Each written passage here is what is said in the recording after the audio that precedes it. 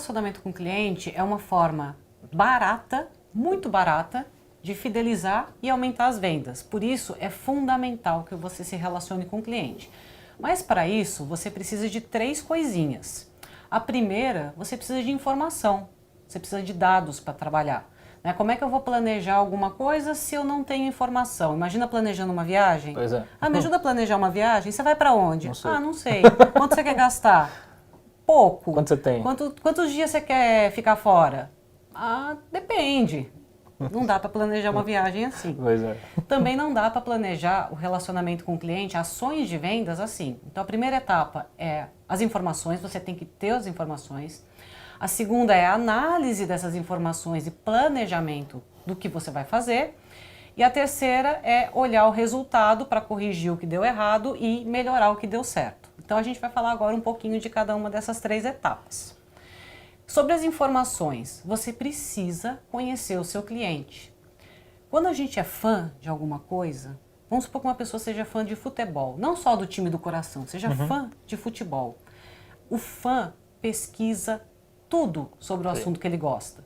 Então ele sabe todos os times, os campeonatos que estão rolando, assiste jogo de campeonato que nem é do nosso país, conhece o mercado da bola, acompanha as categorias de base, tem um monte de site, fórum, onde ele debate sobre os assuntos do momento, vai lá no Cartola, aposta, porque sabe até em todas as posições qual é o melhor time para montar.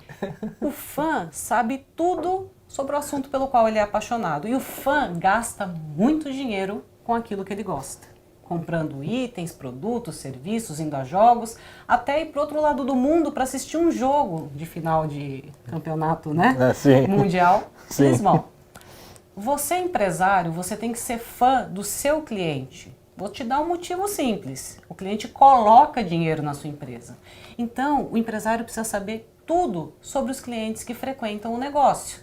Né? Saber um pouquinho do perfil, das características, dos gostos, das preferências. E ter tudo isso anotado. Se você começar a prestar atenção no seu cliente, é uma pessoa, outra pessoa, mais uma pessoa diferente, mas você vai começar a perceber que algumas coisas se repetem muito. E é nisso que você vai focar. Então, primeira coisa que você pode fazer é cadastro. Pega o nome, o CPF, forma de contato, né, um WhatsApp, um e-mail. E aí você começa o cadastro dele assim. E a cada venda, você começa a anotar essa venda. Que produto, quanto pagou, como pagou, se era para ele ou se era para presente. E aí você vai formando esse banco de dados. Outra coisa que você pode fazer é observar. Então, se você tem uma loja física, um espaço físico, olha o cliente, como ele está, se ele está calmo, se é apressado, se ele frequenta um determinado lado da loja e não outro, se ele chega e fica batendo papo, já entra para ter o serviço. Observe o comportamento do cliente e comece a anotar essas coisas também. Se o seu caso é de uma loja virtual, um serviço virtual, você tem todo um serviço aí de analytics para poder justamente rastrear os cliques, para onde foram, o que ele clicou, quanto tempo ele ficou. Também tenha isso organizado. Claro, você pode conversar com o cliente, né? Bater papo com ele, entender a necessidade, por que ele está comprando aquilo? É para ele? É para presente? É uma coisa que ele gosta? É uma coisa que o médico mandou? Né? E aí você também vai entender mais sobre as motivações. Em resumo, seja fã do seu cliente e busque o máximo de informação que você puder e organize essas informações num cadastro. Show. Que é muito importante organizar essas informações num cadastro. Então esse é o primeiro passo. Depois de organizar essas informações, você vai analisar essas informações. Então você vai começar a se fazer perguntas. Por exemplo, quando você tem o histórico de vendas todo, você pode reparar que um dia da semana vende mais. Sim. E aí você pergunta, mas por quê? Qual é o produto mais vendido na sexta-feira, que é o dia de maior venda? Essa é uma pergunta. Ou, qual é a faixa etária que prefere fazer cursos no horário vespertino, horário da tarde, que você não consegue matricular ninguém? Com que frequência o cliente recompra esse produto? Com que frequência ele volta na minha loja? E aí você vai pegando essas informações e tem uma outra pergunta muito boa para se fazer. Qual é o perfil do meu melhor cliente? Legal. Porque esse você tem que marcar com estrelinha, com coração, olhar com ele muito carinho para ele, porque para ele você tem que fazer ações muito especiais. Uma vez que você entendeu essas informações, analisou, é hora de começar a planejar. Então, o que você vai fazer para conseguir tratar esse cliente de uma forma única, de forma que ele aumente as vendas? Então, se você sabe por que você vende mais na sexta-feira, você tem como se planejar. Vamos supor que eu tenho um mini mercado e eu descubra que na sexta-feira é o meu dia de melhor vendas e que às vezes dispara minha venda de carne e carvão. Aí eu olho no calendário e descubro, tem feriado no fim de semana ou na segunda-feira. Então as pessoas fazem churrasco. Se as pessoas fazem churrasco e já estão buscando o carvão e a carne, eu vou colocar o pratinho descartável do lado ali. Eu vou dar um incentivo para a pessoa comprar espeto, vou dar um incentivo para a pessoa comprar copo descartável, vou dar um incentivo para a pessoa comprar guardanapo, e aí eu aumento as minhas vendas sem precisar fazer esforço. Se eu descubro o perfil de cliente que ocupa mais o horário que está vazio, é atrás desse tipo de cliente que eu vou numa comunicação, que eu vou fazer uma oferta especial, eu vou buscar, né, os jovens nas escolas e oferecer o meu curso de inglês, por exemplo, no período da tarde, em vez de tentar divulgar para todo mundo, e aí a minha divulgação cai só para o executivo que está trabalhando essa hora. Eu posso pensar, conhecendo a profissão do meu cliente, ou o hobby, gostos, usar as datas comemorativas.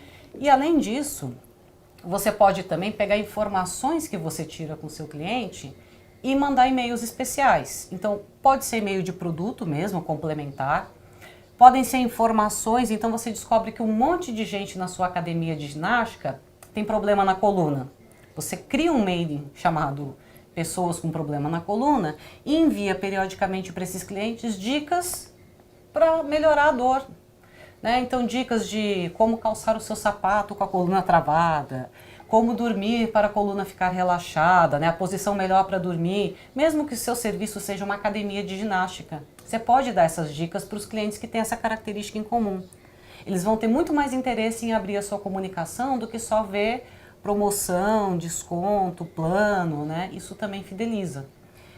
E aí tem também aquela parte humana do relacionamento, que é quando você sabe de alguma informação sobre um cliente especial. Lembra aquele que eu pedi para marcar com um coraçãozinho? E aí esse cliente, ele já vai ter um relacionamento melhor com você, senão ele não compraria tanto e com tanta frequência. Se esse cliente especial fala alguma coisa da vida dele, marca na agenda esse fato. Então, se um cliente especial do seu negócio comenta com você que vai fazer uma cirurgia, anota o dia da cirurgia e manda uma mensagem de vai dar tudo certo, estamos torcendo pela sua recuperação, né? Vai nascer o bebê de um cliente, de uma cliente, também manda alguma coisa no dia do nascimento da criança, como, poxa, parabéns, estamos felizes, tal. Humanize essa relação. E aí você vai começar a planejar e disparar essas comunicações, organizar os produtos da forma que eu falei, ou fazer o seu cliente se sentir especial, porque ele é. E aí você vai analisar o resultado. Você vai anotar tudo o que aconteceu, né, ver a repercussão, analisar o que foi bom, você repete, o que foi ruim, você aprimora. Né? E outra coisa, para resolver um problemão para você e ainda melhorar o seu relacionamento com o cliente. Tá com dúvida que produto lançar, que serviço lançar, qual é o melhor formato? Em vez de quebrar a cabeça sozinho, envolva os seus melhores clientes no processo de criação. Porque assim, primeiro, você vai ter informação direto da fonte, do que o cliente gosta, do que o cliente precisa.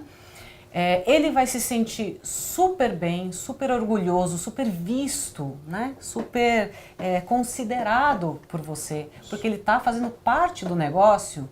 E fidelização, porque você acha que eu vou comprar de um concorrente do produto que eu acabei de desenvolver, junto com a empresa? Sim. Se eu escolhi o sabor, o novo sabor da pizza desse mês, você acha que eu vou pedir em outra pizzaria que não é o meu sabor?